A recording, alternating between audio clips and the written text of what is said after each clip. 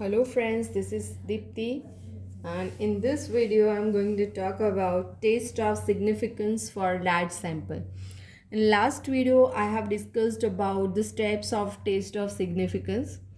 Large sample is a sample whose size is greater than 30. Now in this video I will discuss testing of significance for single mean. यानी एक ही sample दिया है और इसकी mean the है तो हमें टेस्ट ऑफ सिग्निफिकेंस चेक करना है। तो ये टेस्ट हम क्या चेक करेंगे कि difference between sample mean and population mean is significant और नॉट, यानी कि सैंपल मीन और पॉपुलेशन मीन के बीच में कितना डिफरेंस है वो हमें चेक करना है। तो यहाँ पे हमारी नल हाइपोथेसिस होगी mu is equal to mu zero. Mu यानी कि population mean and mu zero, तो आपको जो वैल्यू दी होगी आपके एग्जाम्पल में वो, इसका मतलब ये है कि there is no significant difference between sample mean and population mean. तो H1 क्या होगा? Alternate hypothesis. ऑल्टरनेट हाइपोथेसिस इन तीनों में से कोई एक हो सकता है। Either mu is not equal to mu zero, either mu is not equal to mu 0 or mu is greater than mu 0 or mu is less than 0 as per the requirement of the question. Okay, अब उसका जो test statistic है z, तो यहाँ पर उसका formula होगा x bar minus mu upon sigma divided by root n। तो यहाँ पे ये सब क्या है? So x bar is the mean of sample, mu is the mean of population, sigma is the standard deviation of population and n is the size of a sample. अब अगर आपके पास सिग्मा यानी कि पॉपुलेशन का standard deviation नहीं है और sample का स्टैंडर्ड डेविएशन है स्मॉल s, तो आप इसकी जगह पे ये फॉर्मूला लिख सकते हो x bar minus mu upon s by root n। Okay, because it is not easy or it is not possible to find out the standard deviation of the population when you are having the standard deviation of sample only. Okay, so test statistic इसकी value हमें compute करनी है और उसके बाद हम level of significance का use करके उसको कंपेयर करेंगे so that we can conclude our claim. So let's see this by example. So first example है a random sample of 900 members. So n is equal to 900 has a mean 3.4. ये 3.4 mean किसकी है? Sample की. So it is x bar is equal to 3.4. Can it be reasonably regarded as a sample from a large population of mean 3.2? So mu is equal to 3.2. And it's standard deviation population का है तो वो sigma है 2.3. Okay, और यहाँ पे level of significance हमें दिया है 5%. अब हमारे जो 5 स्टेप है टेस्ट ऑफ सिग्निफिकेंस में, वो मैंने एक उसके ऊपर अलग से वीडियो बनाया हुआ है. I will share the link of that video in description box. So first step क्या है हमारा? To set null hypothesis. Null hypothesis में हम लेंगे mu is equal to 3.2. Okay, alternate hypothesis इसका होगा mu is not equal to 3.2. अब ये नॉट इक्वल टू का मतलब क्या है? आइदर लेस देन 3.2 और ग्रेटर देन 3.2, यानी कि ये दोनों तरफ है. So that's why this is a two tailed test. Okay, अब थर्ड स्टेप है हमारा लेवल ऑफ सिग्निफिकेंस. तो यहाँ पे अल्फा क्या है? 5%. That means it is 0.05. So for that Z alpha क्या होगा, है ना? तो mod Z alpha is equal to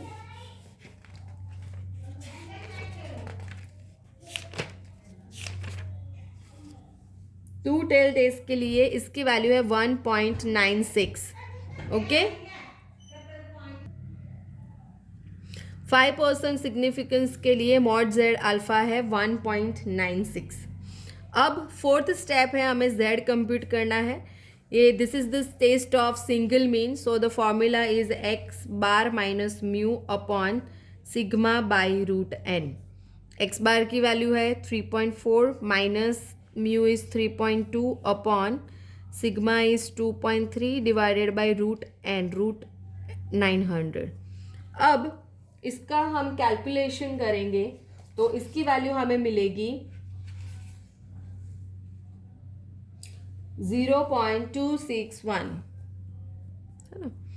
अब हमारा जो लास्ट स्टेप है कंक्लूजन का, उसमें हम mod Z and Z alpha की वैल्यू कंपेयर करेंगे. तो जेड अल्फा कितना है यहाँ पे 1.96 एंड जेड कितना है 0.261. सो कौन सी वैल्यू बड़ी है? जेड अल्फा की वैल्यू बड़ी है, right. So here mod Z is less than Z alpha and hence we accept H0. यानी कि क्या हुआ, क्वेश्चन में क्या पूछा है हमें, can it be reasonably regarded as a sample from the large population of this mean. The answer is yes. The given sample is drawn from, so that is the sample drawn from a population with mean 3.2 and standard deviation 2.3 centimeter. Okay, so this way we can solve the example of two-tailed test. Now let us see one example for single-tailed test. Here it is given that mice with an average lifespan of 32 months will live up to 40 months when fed by a certain nutritious food. है ना. Mu is equal to है यहाँ पर 32 months. If 64 mice fed on this diet, यानी कि n equal to 64, have an average lifespan of 38 months. That means x bar is equal to 38 and the standard deviation is 5.8. यहाँ पे small s दिया है हमें. Is there any reason to believe that average lifespan is less than 40 months? है ना, less than 40 months यानी कि up to 40 months यहाँ पे बोला है, तो that means greater than 32. Okay, तो H0 यहाँ पे हमारा होगा mu equal to 32 and H1 होगा mu is greater than 32. So this is a right tailed test. यहाँ पे लेवल ऑफ सिग्निफिकेंस सबसे पहले हम ले लेते हैं 5%, so that is equal to 0.05 और उसके लिए है जेड अल्फा की value 1. It's a two tailed test, sorry single tailed test. इसकी value 1.645. Okay,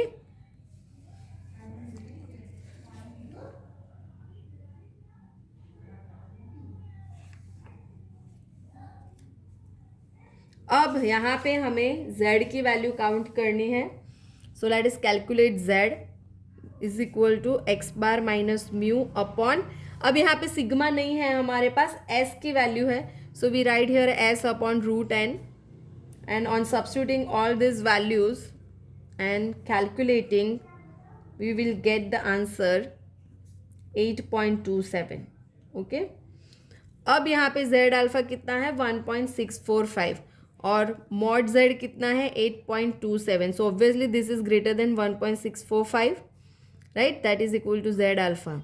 so here we conclude that we reject H0. Okay, that means mu is greater than 32. यानी कि माइस की जो एवरेज लाइफ स्पान है वो obviously 32 month से ज़्यादा है. Okay, so this is the example of right tail test. Now let us see one example for left tailed test.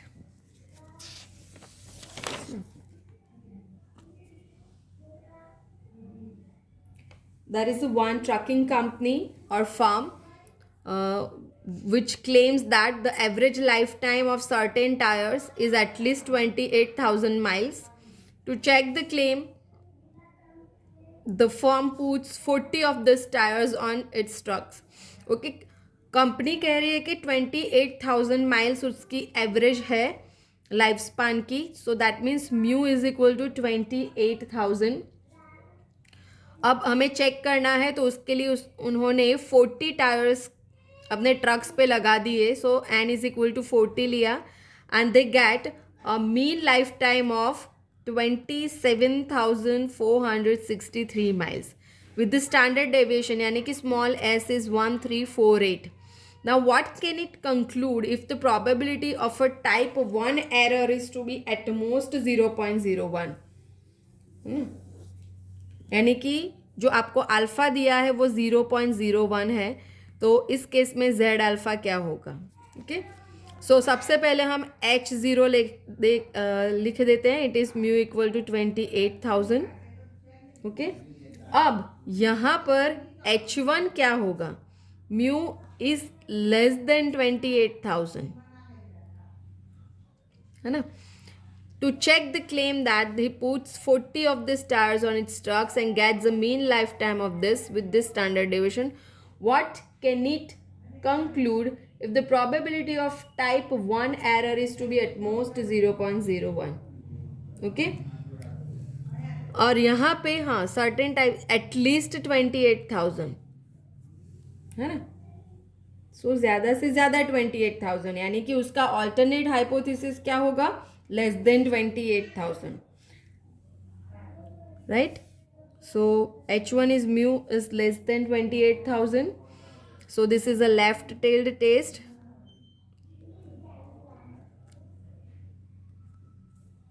अब यहाँ पर z कैलकुलेट करते हैं. z अल्फा की वैल्यू होगी यहाँ पे -2.33. z is equal to x bar minus mu upon s by root n. Okay, so इसकी वैल्यू हमें मिलेगी -2.52.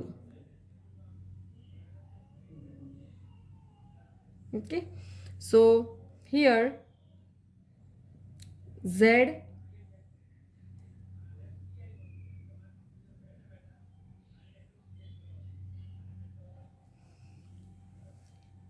excuse me, here mod z is greater than z alpha, that is -2.33, and therefore the value falls in the rejection region. So we reject h0, and hence the average life of trucks is less than 28,000. Okay, तो जो tyres है उनकी average life 28,000 से कम है. Because we are rejecting h0, we accept h1, we mean that we h1 is equal to true.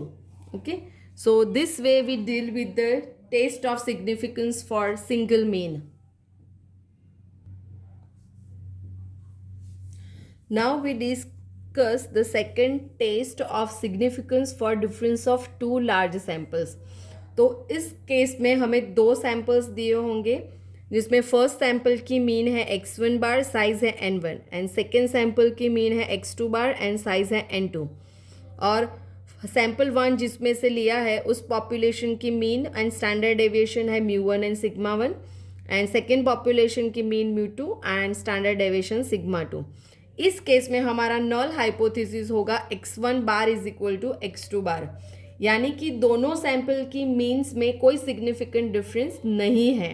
Okay, और यहाँ पे हमारा टेस्ट स्टैटिस्टिक होगा z is equal to x1 bar minus x2 bar upon square root sigma 1 square by n1 plus sigma 2 square by n2. As we have discussed in the previous test, if we do not have the population standard deviation, in that case we use the standard deviation of the respective samples. Okay, so without wasting time, let us see the example.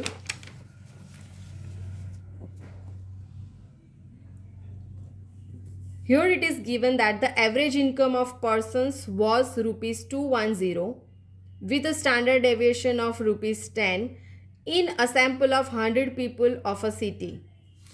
एक city की first sample है जिसमें 100 people है, N1 is equal to 100, जिसकी average income यानी कि x1 बार है 210 and standard deviation यानी कि S1 equal to 10. Now for another sample of 150 person यानी N2 is equal to 150, the average income was 220, so x2 bar is equal to 220 with standard deviation 12, so S2 is equal to 12. The standard deviation of incomes of the people of the city was ₹11, so sigma is equal to 11. Test whether there is any significant difference between the average incomes of localities, right? तो ये difference of two means का example है. N1 N2 greater than 30 है तो ये large sample है. अब यहाँ पे हमें सबसे पहले ऑल्टरनेटिव नल हाइपोथेसिस सेट करना है. So H0 is x1 bar is equal to x2 bar, H1 is equal to x1 bar is not equal to x2 bar, यानी कि ये टू टेल्ड टेस्ट है. अल्फ़ा हम यहाँ पर लेंगे 5%. अगर आपको कुछ भी ना दिया हो तो आप अल्फ़ा इज इक्वल टू 5% लेकर कैलकुलेशन कर सकते हो. और अब इसका टेस्ट स्टैटिस्टिक कैलकुलेट कर लेंगे. z is equal to x1 bar minus x2 bar upon square root. अब यहाँ पे हमारे पास सिग्मा 1 सिग्मा 2 नहीं है बट S1 S2 है, तो हम उसका यूज़ करेंगे यहाँ पर. On substituting all these values, we will get minus 7.1428. So modulus of z is 7.1428. और 5% के लिए z अल्फा कितना होगा 1.96. ओके, तो दिस इज ग्रेटर देन 1.96, यानी कि इस केस में हम क्या करेंगे, ग्रेटर देन है, mod z is greater than z alpha, so we reject H0. That means there is a significant difference between the average income of the localities. आपको जो क्वेश्चन दिया है ना उसी को आपको आंसर में यूज़ करना है. क्या यूज़ करना है, क्वेश्चन क्या है, test whether there is any significant difference between the average income of localities. तो यहाँ पर है yes, there is a significant difference between the average income of localities because here we are rejecting H0. Now let us see one more example. Here it is given that intelligence tests were given to groups boys and girls. तो girls के लिए mean है 75, so this is say x1 bar. Boys की mean है 73, so that is x2 bar. Standard deviation S1 S2 ही दिया है हमें यहाँ पे, और ये है हमारे N1 and N2. Now here we want to examine that if the difference between mean score is significant और not. Okay, so H0 is equal to x1 bar equal to x2 bar. So H1 is equal to x1 bar not equal to x2 bar. Again it is a two tailed test. Alpha हमें यहाँ पे कुछ नहीं दिया है, तो हम यहाँ पे ले लेंगे 5%, that is 0.05, and for that mod z alpha is equal to 1.96.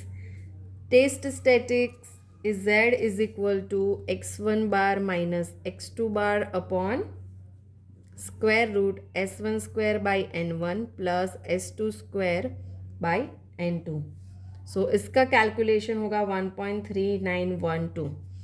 So here mod z is less than mod z alpha. Okay, so this implies we accept H0, है ना. H0 को एक्सेप्ट कर रहे हैं, इसका मतलब कि there is no significant difference between mean scores of boys and girls.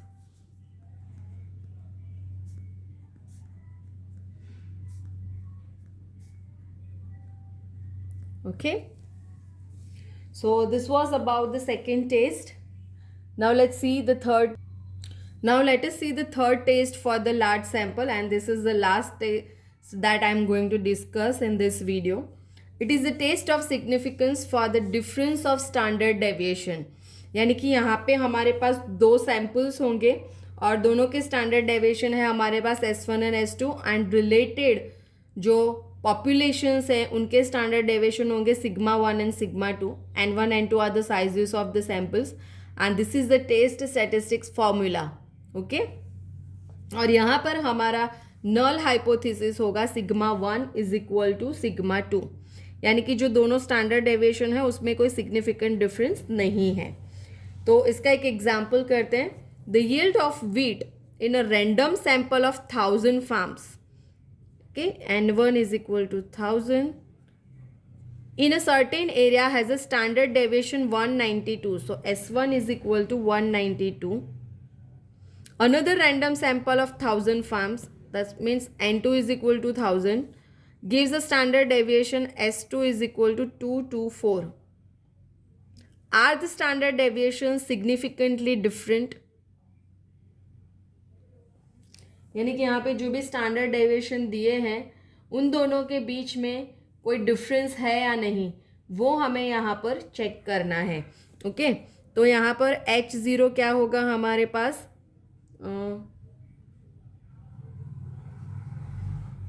Sigma 1 is equal to sigma 2. Okay, तो H1 क्या होगा, sigma 1 is not equal to sigma 2. So that's why this is a two-tailed test. और इसका test statistics होगा Z is equal to S1 minus S2. अब यहाँ पे हमारे पास सिग्मा 1 सिग्मा 2 नहीं है तो हम S1 S2 का ही यूज़ करेंगे. So we put that. Okay, तो ये सब वैल्यूज़ यहाँ पे सब्स्टिट्यूट करने के बाद हमें इसकी वैल्यू मिलेगी 4.851 और Z अल्फ़ा यहाँ पर होगा हमारा 1.96 for alpha is equal to 5% level of significance. So this is greater than Z alpha and that's why we reject H0. This implies reject H0. That means there is a significant difference between the standard deviation of two samples. Okay, so H1 is true and so there is a significant difference for the standard deviations. Okay, so this way these are the three significance test for the large sample. यहाँ पर आपको कहीं पे बोला नहीं होगा कि large sample use करना है या फिर स्मॉल सैम्पल. अगर आपका n ग्रेटर देन 30 है तो आप ये टेस्ट यूज़ करो. आपको जो भी इंफॉर्मेशन दी है ना क्वेश्चन में, उस इंफॉर्मेशन से आप डिसाइड कर सकते हो कि कौन सा फॉर्मूला यूज़ करना है. अदरवाइज मेथड तो सब में सेम ही है. Okay, so this was all about the taste of significance for the large sample. That's it for this video. In next video I will discuss taste of significance for small sample. So thank you. I hope you like the video. So don't forget to like the video. Goodbye.